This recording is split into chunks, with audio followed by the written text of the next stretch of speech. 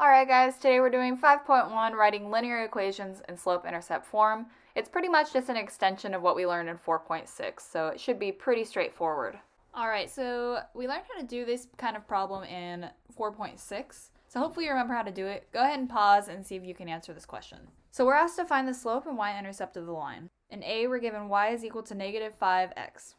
Remember that in general, our slope-intercept form is y equals mx plus b, where m is our slope and b is our y-intercept. So our slope is the number that's in front of our x. So in this case, the number in front of our x is negative 5. So our slope would be negative 5. Now think about this for a second. Since we have nothing in the place of b, what does that imply is there? So go ahead and think about that for a second. So this implies that we actually have plus 0. That means our y-intercept, b, would be 0. For part b, we have 3y is equal to 4x plus 1. Now this one is not quite yet in slope-intercept form, and so we need to get it so it is. We need to have y on its own. So to get y on its own, we have to do inverse operations. Opposite of multiplying by 3 would be dividing by 3. What we do to one side, we do to the other, so we have to divide everything else by 3. So on the left we have y, and then on the right we have 4x plus 1 divided by 3. Now we've done a couple examples like this, so hopefully you remember what we can do. We can rewrite this as y equals 4x divided by 3 plus 1 divided by 3. So I divided this one fraction into 2. Now our m is the number that's in front of our x. In this case, we have 4/3. So our slope would be 4/3. And our y-intercept is the constant that's added, so 1/3. Next, we're asked to write the equation of a line. So before, we were going and looking at an equation of a line and finding the slope and y-intercept, and now we're doing the opposite. So we're given our slope is 1/2. That means our m is 1/2. Our y-intercept is 2, so that means our b is 2. Putting this into slope-intercept form, which is y equals mx plus b, we have y equals our m, which is 1/2, times x plus b, which is 2. And there's our equation.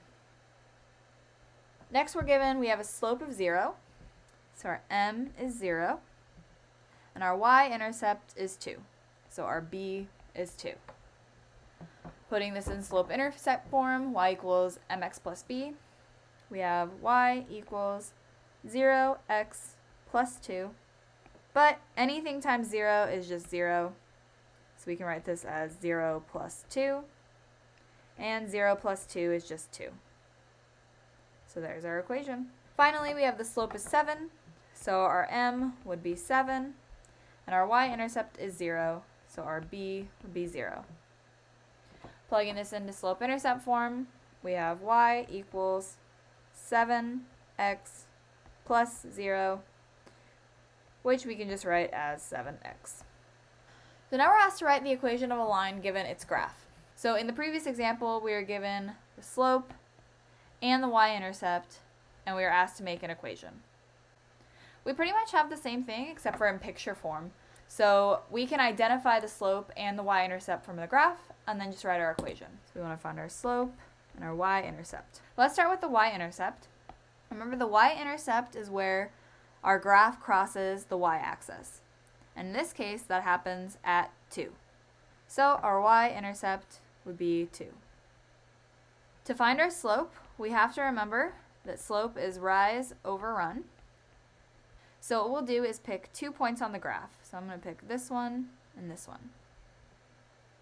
Our rise would be 1, and our run would also be 1. So our slope would be 1 over 1, which would just be 1. Now we have our m, we have our b, and we can put this in slope-intercept form. So y equals 1 times x, which is just x, plus 2. And there it is. We're going to do the same thing with this guy. We have to find our m, and we have to find our b. So our y-intercept, where our graph crosses the y-axis, would be right here at the origin. So our y-intercept would be 0. our slope. Again, I'm going to pick two nice points on the graph. So I'm going to pick this guy, and then I'll also just use the origin. So our rise would be 1, 2, 3. 3 over our run, which would just be 1. So 3 over 1, which we can just write as 3. Putting this in slope-intercept form, we have y equals 3x plus 0, but I'm not going to write that. I'm just going to leave it off. See, we have a horizontal line. We're still going to do the same process, though. We need to find our slope and our y-intercept. Well, in this case, our graph crosses the y-axis right here at -4. So that means our y-intercept b is -4. And now I'm going to pick another point on the graph to figure out what our slope is. So I'm going to pick this guy. So our rise, we don't go up or down any. So our rise would be 0. But our run would be 1. So over 1. But 0 divided by anything is just 0. So we can put this in slope-intercept form. Y equals 0x minus 4. But again, 0 times anything is just 0. So this is y equals 0 minus 4. Or we can just write as y equals -4. Now for D, we could go through the same process. But I noticed that we have a vertical line now. Before we had a horizontal line. And we ended up with the equation y equals -4. And -4 was just where this line crossed the y-axis. Well, since we used y for a horizontal line, that tells me we're going to use x for a vertical line. And now all we have to do is look at where this line crosses the x-axis, and that will be the right side of our equation.